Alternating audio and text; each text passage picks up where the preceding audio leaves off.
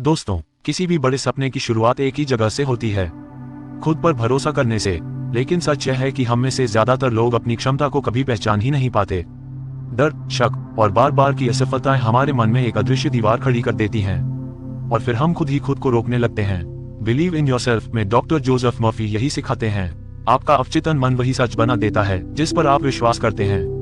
अगर आप खुद को कमजोर मानेंगे तो जीवन भी वैसा ही दिखेगा, और अगर आप अपने सपनों पर सच्चे दिल से भरोसा करेंगे तो रास्ते खुद ब खुद खुलने लगते हैं। ये किताब हमें ये समझाती है कि सफलता बाहर नहीं, हमारे भीतर जन्म लेती है, और जब इंसान अपने मन की शक्ति को पहचान लेता है तो उसकी पहचान बदल जाती है और उसका जीवन भी। आइए सुनते हैं इस बुक के लेखक के बारे में कुछ बातें। जोसेफ मर्फी 20 मई 1898 में आयरलैंड के छोटे से शहर में पैदा हुए।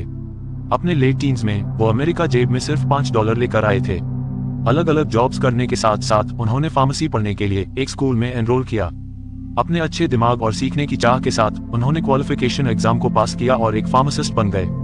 जब यूनाइटेड स्टेट्स ने वर्ल्ड वॉर 2 में एंट्री ली तब उन्हें मेडिकल यूनिट में काम करने को कहा गया। उस समय उन्होंने धर्म में बहुत रुचि दिखाई और दूसरे धर्मों के बारे में बहुत ज्यादा पढ़ने लगे। अपनी पढ़ाई से जोसेफ काफी सारे एशियन धर्मों में रुचि रखने लगे और उनके बारे में गहराई में सीखने के लिए वो भारत आ गए। उन्होंने उन सारे धर्मों को उनकी शुरुआत से पढ़ना शुरू किया। बाइबल में जोसेफ का मतलब है अनुशासित या नियंत्रित कल्पना। ये दिमाग की बुनियादी सुविधाओं में से एक है। इसके अंदर आपके आइडियाज को असलियत में बनाने की ताकत है। कल्पना एक ऐसा साधन है जो कि महान वैज्ञानिक, कलाकार, भौतिक विज्ञानी, आविष्कारक और मिस्टिक्स ने उपयोग किया है। जब दुनिया ने कहा कि ये असंभव है, ये नहीं हो सकता, तब इमेजिनेशन के साथ वाले इंसान ने बोला ये हो गया है। एक महान बिजनेसमैन ने लेखक को बताया कि कैसे उन्होंने एक छोटी सी दुकान से शुरू किया। उन्होंने कहा कि वो एक बड़ी कॉर्पोरेशन का एक सपना देखते थे जिसकी ब्रांचेस पूरे देश में है। उन्होंने ये भी कहा कि वो नियमित रूप से अपने दिमाग में बड़ी फैक्ट्रीज, स्टोर्स और इमारतों की तस्वीर बनाते थे क्योंकि उन्हें पता था कि वो दिमाग की अल्केमी के जरिए सच हो सकते हैं। वो अमीर हुए लॉ ऑफ अट्रैक्शन के जरिए। विचार, दोस्त, पैसा, वो सब कुछ जो उन्हें अपने सपनों को सच करने के लिए चाहिए था, वो आकर्षित करने लगे। उन्होंने अपनी कल्पना में बीज बोया, फिर वो इन सारे मेंटल पैटर्न्स के साथ जीने लगे जब तक इमेजिनेशन ने उन्हें सच नहीं कर दिया।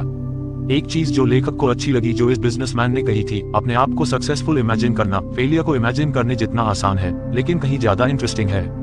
इमेजिनेशन के ऊपर बहुत सारे कलर्स के कोटिंग होते हैं। कोटिंग का मतलब है साइकोलॉजिकल कवरिंग। आपके साइकोलॉजिकल कपड़े हैं मेंटल एटीट्यूड, मूड और फीलिंग्स जो आप एंटरटेन करते हैं। आपका दोस्त जो गरीब है, आप उसे अमीर देख सकते हैं। आप उसका चेहरा खुशी से खिला हुआ देख सकते हैं। जब आप कोई भी विचार या इच्छा कल्पना करते हैं तो ये उसे सच बना सकती है। जहाँ पर अबंडेंस की कमी है, आप वहाँ अबंडेंस को कल्पना कर सकते हैं। जहाँ पर लड़ाई है, वहाँ पर शांति की कल्पना कर सकते हैं, और जहाँ पर बीमारी है, वहाँ पर स्वास्थ्य की कल्पना कर सकते हैं। अपनी कल्पना से आप 1000 मील दूर से अपनी माँ की अदृश्य आवाज को सुन सकते हैं। आप उन्हें स्पष्ट रूप से देख सकते हैं जैसे कि वो आपके पास ही है। ये गजब की ताकत आपके अंदर है। आप इस शक्ति को विकसित और कल्टिवेट करके सफल और अमीर बन सकते हैं। सही मानसिक रवैया क्या है? लेखक यहाँ पर एक कहानी शेयर करते हैं। काफी साल पहले लेखक ने पुनर्जन्म पर एक लेख प्रिंट किया था। ये पैम्फलेट्स एक बुक स्टॉल के बाहर लगाए गए जहाँ पर लेखक लेक्चर्स देते थे। शुरुआत में काफी कम पैम्फलेट बिके क्योंकि जो सेल्स गर्ल थी वो पैम्फलेट के कंटेंट को पसंद नहीं करती थी। लेखक ने फिर उन्हें पुनर्जन्म का मतलब बाइबल से समझाया। वो सब कुछ समझ गई और बुकलेट्स के बारे में उत्साही हो गई, और लेखक के लेक्चर खत्म होने तक वो सारे बिक गए और लेखक ये देखकर हैरान रह गए। ये एक सही मेंटल एटीट्यूड का उदाहरण है। आपके मेंटल एटीट्यूड का मतलब है कि आपका रिएक्शन लोगों, परिस्थितियां और आपके आसपास की स्थितियों के साथ, आपका आपके कोर वर्कर्स के साथ क्या रिश्ता है। क्या आप लोगों, जानवरों और यूनिवर्स के साथ फ्रेंडली है? क्या आपको लगता है कि यूनिवर्स आपके साथ बुरा कर रहा है? संक्षेप में, आपका रवैया क्या है? अब अगर आपका रवैया सही नहीं है तो आप उसे ठीक कैसे कर सकते हैं? चलिए देखते हैं कि आप ये कैसे कर सकते हैं। सही मानसिक रवैया का विकास कैसे करें? आप एक सही मेंटल एटीट्यूड तब डेवलप कर सकते हैं जब आप ये महसूस करते हैं कि कुछ भी बाहर का आपकी मर्जी के बिना आपको परेशान या चोट नहीं पहुंचा सकता। आप ही अपनी दुनिया के एक अकेले विचारक हैं और आपको कोई भी गुस्से में या दुख में आपकी मर्जी के बिना नहीं भेज सकता। ये जाने कि आप अपनी सोचने वाली दुनिया के मास्टर हो। इमोशंस, थॉट्स को फॉलो करते हैं, इसलिए आप अपने ऑर्बिट में सुप्रीम हो। क्या आप दूसरों को खुद को प्रभावित करने देते हैं? क्या आप अखबार की हेडलाइन या फिर लोगों के मजाक से परेशान हो जाते हैं? अगर ऐसा है तो आपका रवैया गलत है और आपको इसे बदलने की जरूरत है। क्या आप दूसरों की बुराइयों के बारे में सोचते हैं? अगर हाँ, तो आपके अंदर जो इमोशन क्रिएट होते हैं उसे नोटिस करें। वो नकारात्मक होंगे और आपकी सेहत और समृद्धि के लिए खराब होगा। चलो कल्पना करो कि दूसरा इंसान मतलबी, झूठा है, और तब उस भावना को नोटिस करें जो आपके अंदर उत्पन्न होता है। अब स्थिति को उल्टा कर दें और उसी इंसान को सच्चा, सिंसियर और प्यार करने वाला इमेजिन करें, और फिर जो आपके अंदर इमोशन जनरेट होता है उसे नोटिस करें, क्या ये पॉजिटिव है? तो फिर क्या आप अपने एटीट्यूड के मास्टर नहीं हो? असलियत में पूरी बात की सच्चाई ये है कि आपकी जिंदगी के प्रति रवैया इस बात से तय होता है कि आपका भगवान के प्रति क्या नजरिया है। अगर आपका नजरिया है कि भगवान स्पिरिचुअल पावर है और वो आपको हमेशा रास्ता दिखा रहे हैं और आपको अमीरी की तरफ लेकर जा रहे हैं, तब आप दुनिया को एक पॉजिटिव और अफर्मेटिव तरीके से देख रहे होंगे। एक 16 साल का स्कूल जाने वाला लड़का लेखक से आकर बोला कि मेरे बहुत गंदे ग्रेड्स आ रहे हैं, मेरी याददाश्त फेल हो रही है, मुझे नहीं पता कि बात क्या है। लेखक कहते हैं कि जो चीज गलत थी वो उसका रवैया। उसने ये जानकर एक नया रवैया अपनाया कि उसकी पढ़ाई एक अच्छे कॉलेज में एंट्री लेने और एक एडवोकेट बनने के लिए कितनी जरूरी है। उसने रोज प्रार्थना करना शुरू किया, जो सबसे तेज तरीका है अपनी मानसिकता को बदलने का। इस लड़के ने यह समझा कि उसके अंदर एक आध्यात्मिक शक्ति है। उसने ये दावा करना शुरू भी किया कि उसकी मेमोरी बिल्कुल परफेक्ट है और इन्फिनिट इंटेलिजेंस उसे हमेशा वो चीज बताती है जो उसे जानने की जरूरत है। उसने दूसरे शिक्षकों और छात्रों के लिए प्यार और सद्भावना महसूस करना शुरू किया। ये लड़का अब उस आजादी को एंजॉय करता है जो पहले कभी की ही नहीं। और ऐसा आप भी कर सकते हैं। इमेजिनेशन पावर, हमने पहले भी कहा है कि हमारे सारे मेंटल एटीट्यूड्स हमारी इमेजिनेशन से कंडीशनड होते हैं। अगर आप इमेजिन करते हैं कि आज का दिन बहुत खराब होगा, कि आज का बिजनेस बहुत खराब होगा, कि आज बारिश होगी, कि कोई भी कस्टमर आपके स्टोर में नहीं आएंगे, तब आप अपनी नेगेटिव इमेजिनेशन का रिजल्ट देखेंगे। उन सारी चीजों को इमेजिन करें जो सुंदर है, नेक है और अच्छी हैं। आपकी जिंदगी के प्रति पूरा भावनात्मक रवैया बदल जाएगा।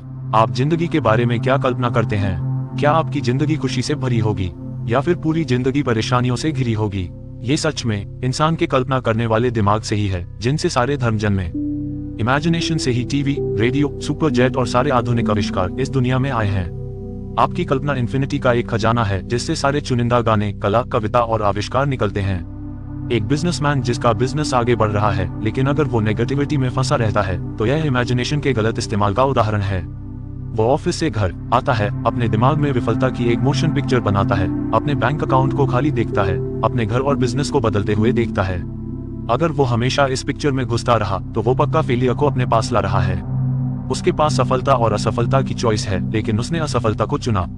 यह है कल्पना की ताकत। जो लोग फालतू की चिंताएं लेते हैं वो लोग कभी भी कुछ अच्छा या प्यारा नहीं सोच सकते। वो ये जानते हैं कि कुछ बुरा या बर्बाद करने वाला होने वाला है।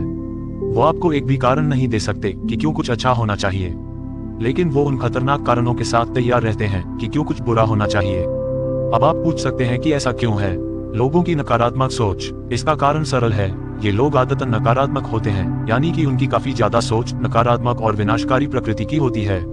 और जैसे जैसे ये नकारात्मक विचारों की आदत बनाते हैं तो वो अपने अवचेतन मन को भी नकारात्मक स्थिति में करते हैं। तो अभी ही चुन ले, रचनात्मक रूप से सोचना शुरू करें। सोचने का मतलब बोलना है। आपके विचार आपके शब्द हैं। अपने शब्दों को शहद जैसा मीठा बनाओ जो तुम्हारे कानों के लिए मीठा हो। आपकी इस समय ये समरी सुनते समय क्या इनर स्पीच है? शायद आप अपने आप को कह रहे हो, मैं नहीं कर सकता, ये असंभव है, मेरे पास चांस ही क्या है, मेरे पास पैसा नहीं है। आप देख सकते हैं आपके शब्द शायद मीठे नहीं हैं। वो आपके कान के लिए मीठे नहीं हैं। वो ना ही आपको ऊपर उठाते हैं और ना ही आपको इंस्पायर करते हैं। तो एक संकल्प लें, अपने आप को ये शब्द कहकर, मैं अब से अभी से सिर्फ उन विचारों और आइडियाज को अपने दिमाग में जाने दूंगा जो मुझे प्रेरणा देते हैं और मुझे ताकत देते हैं। सबकॉन्शियस माइंड से बात करना। तो अब जाने कि आप कैसे पॉजिटिवली एक आइडिया या मेंटल इमेज को अपने सबकॉन्शियस माइंड पर ला सकते हैं। इंसान का कॉन्शियस माइंड पर्सनल और सिलेक्टिव है। ये चूज करता है, एनालाइज करता है और सिलेक्ट करता है। ये रीजनिंग का सारा काम करता है। अवचेतन मन को चेतन मन का सेवक भी कहा जा सकता है। अवचेतन चेतन मन के सारे आदेश को मानता है। इंसान का चेतन मन एक मोटर है और अवचेतन इंजन है। आपको मोटर स्टार्ट करनी होगी और इंजन अपना काम करेगा। चेतन मन की वजह से अवचेतन मन की ताकत जागती है। इसके लिए पहला कदम अपनी इच्छा, विचार या छवि को अवचेतन मन में लाने का है। आराम करें और अपना ध्यान को स्थिर करें ताकि आप शांत हो सके। ये शांत, रिलैक्स और दिमाग का शांतिपूर्ण रवैया आपके दिमाग में कोई भी एक्स्ट्रा मैटर और गलत चीज जाने से रोकेगा। इसके साथ दिमाग के शांत रवैये में एफर्ट बिल्कुल कम हो जाता है। दूसरे स्टेप में आप जिस भी चीज को चाहते हैं उसकी रियलिटी को इमेजिन करते हैं। यहाँ पर लेखक अपना उदाहरण देते हैं और इस उदाहरण को आप अपनी मनचाही चीज को पाने के लिए भी इस्तेमाल कर सकते हैं। लेखक अपना घर बेचना चाहते थे तो उन्होंने अपने बगीचे के आगे एक बोर्ड लगाया जिस पर लिखा था मालिक द्वारा बिक्री के लिए। इसको लगाने के दूसरे दिन लेखक ने अपने आप से सोने जाते समय कहा, सोचो अगर तुमने घर बेच दिया तो तुम क्या करोगे? फिर उन्होंने इस सवाल का खुद को जवाब दिया और कहा, मैं उस बोर्ड को उतार दूंगा और गराज में फेंक दूंगा। अपनी कल्पना में उन्होंने बोर्ड को उतारा और उसे गराज में फेंक आए और इसे करने से उन्हें काम के पूरा होने की आंतरिक संतुष्टि मिली। अगले दिन एक बंदे ने उन्हें $1000 डिपॉजिट दिया और कहा, अपने बोर्ड को हटा ले, हम ये घर खरीद रहे हैं। लेखक ने एकदम उस बोर्ड को हटा दिया और उसे गराज में रख दिया। अंदर के काम से बाहर का काम हुआ। जैसी इमेज आप सबकॉन्शियस माइंड पर बनाओगे, वैसे ही इमेज आपकी जिंदगी में बनेगी। अगर एक इंसान के ऊपर बैंक का कर्जा बाकी है लेकिन उसके पास उसे कवर करने के पैसे नहीं हैं, तो अगर वो इस सिद्धांत को लागू करेगा तो उसका अवचेतन मन उसे पैसे देगा। इस बारे में मत सोचो कि ये कैसे होगा और कहां से होगा। अवचेतन मन के पास वो तरीके हैं जिन्हें आप जानते भी नहीं हैं। ये उन इंस्ट्रूमेंट्स में से एक है जो भगवान ने इंसान को दिए हैं जिससे कि वो अपनी जरूरतों को पूरा कर सके। जिस इंसान के पास बैंक का कर्जा देने के पैसे नहीं है, वो आपको बैंक में कैशियर को चेक देते हुए इमेजिन कर सकता है। जरूरी पॉइंट ये है कि जो आपने मेंटल पिक्चर बनाई है उसके साथ बहुत ज्यादा दिलचस्पी हो जाना और उसे रियल और नेचुरल बनाना। जितने अच्छे तरीके आप उस पिक्चर को बनाएंगे, उतने अच्छे से वो काल्पनिक पिक्चर आपके अवचेतन मन पर जमा होगी। अगर आप कहते हैं कि मुझे कर्ज उतारने का कोई रास्ता नहीं दिखता है, उसके बारे में चिंता ना करें। इस बात को समझे कि आपके अंदर एक शक्ति है जो आपको वो सब कुछ दे सकती है जो आप उसे देने के लिए कहें। आप अब इस फीलिंग के साथ जी सकते हैं कि मेरा घर अब सारे कर्जों से मुक्त है और मेरे पास बहुत सारा पैसा है। इस बात पर सवाल ना करें कि आपके पास कर्जे उतारने के पैसे कहां से आएंगे। आप बैंक से आया हुआ एक लेटर को इमेजिन कर सकते हैं जिस पर लिखा हो कि आपने सारा कर्जा चुका दिया है। इसके साथ तब तक जिएं जब तक ये आपके लिए सच नहीं बन जाता। इस बात को सच मान लें कि आपके अंदर की ताकत है जो आपको वो सब चीज दे सकती है जो आप कल्पना कर सकते हैं। एक और जरूरी बात यह है कि दिन में खाली बैठने से, दिन में सपने देखने से या सिर्फ कल्पना करने से जो चीज आप चाहते हैं वो आपके पास नहीं होंगी। आपको असल में इस बात पर विश्वास करना होगा कि आप एक दिमाग के कानून को ऑपरेट कर रहे हैं। आप क्या आकर्षित करते हैं, सबकॉन्शियस माइंड आइडिया पर काम करेगा क्योंकि आपके पास जो चीज आप चाहते हैं उसका एक क्लियर कट कॉन्सेप्ट है। अपनी मनचाही चीज के पूरे होने का स्पष्ट रूप से कल्पना करें। अवचेतन मन एक फिल्म है जिस पर पिक्चर को इम्प्रेस किया जाता है और फिर अवचेतन मन उस पिक्चर को विकसित करता है और आपकी असल दुनिया यानी कि मटेरियल फॉर्म में भेज देता है। एक इंसान जो विश्वास का मेंटल एटीट्यूड रखता है वो जिंदगी में सफल होता है। जो इंसान उदास रहता है वो अपनी जिंदगी में असफलता को आकर्षित करता है। इसीलिए विश्वास का मेंटल एटीट्यूड बनाएं। भगवान अपने काम में हमेशा सफल होता है। इंसान को सफलता मिलना ही है क्योंकि भगवान उसके अंदर है। भगवान की सारी ताकत, सारी खूबियां इंसान के अंदर है। आपने जीतने के लिए ही जन्म लिया है। भगवान की बुद्धि भी आपके अंदर है जो आपको सारी मुश्किलों से ऊपर उठा सकती है। इस बात को मान लें कि आपके अंदर एक क्रिएटिव ताकत है। ये ताकत आपके विचार पर रिस्पॉन्ड और रिएक्ट दोनों करती है। अगर एक इंसान असफलता के बारे में सोचता है तो फेलियर का ख्याल और असफलताओं को आकर्षित करता है। इसलिए हमेशा पॉजिटिव सोचे और बोले। लेखक का एक बिजनेस फ्रेंड जो कि एक वक्त पर दर्जी थे, उन्होंने एक बात लेखक से कही कि मैं सिर्फ ऐड करता हूँ, मैं कभी सब्ट्रैक्ट नहीं करता। उनका मतलब था कि सक्सेस एक प्लस साइन है।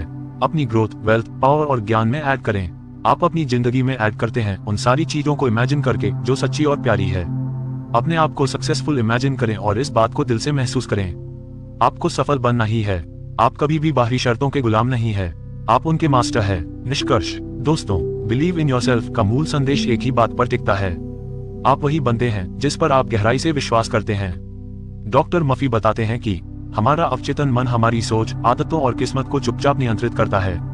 जब हम खुद को असफल, कमजोर या अयोग्य मानते हैं तो उसी तरह के परिणाम हमारी जिंदगी में आने लगते हैं। लेकिन जैसे ही हम अपने बारे में सकारात्मक और मजबूत विश्वास विकसित करते हैं, हमारी ऊर्जा, हमारा व्यवहार और हमारे फैसले बदल जाते हैं और इसी से जीवन बदल जाता है।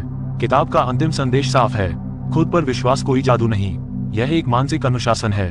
आप अपनी सोच को बदलकर अपनी वास्तविकता बदल सकते हैं। अपने अंदर छिपी शक्ति को पहचानें, उस पर भरोसा करें और लगातार आगे बढ़ते रहें। तो दोस्तों, अब फैसला आपका है। क्या आप पुराने डर और शक के साथ जीते रहेंगे या अपनी सोच को बदलकर उस इंसान में बदलेंगे जिसे आप भीतर से बनना चाहते हैं। खुद पर विश्वास करें, आगे बढ़ें और अपने जीवन को अपनी सोच की शक्ति से नई दिशा दें। अगर आपको ये सारांश पसंद आया हो तो इसे शेयर करें और दूसरों को भी प्रेरणा दें। फिर मिलेंगे एक नई किताब के साथ। तब तक खुद पर विश्वास बनाए रखें।